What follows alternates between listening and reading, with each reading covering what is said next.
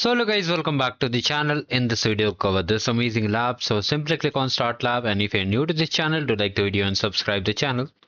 Now right click over here and open the link incognito window. Now from here just activate the cloud shell. We have clicked on this button, right? Now here click on continue and simply click on authorize.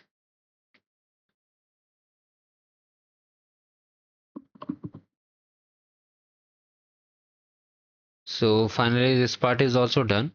Now let's come to the description box of this video. You'll find this repository. You have to simply select it and just paste over here and hit enter.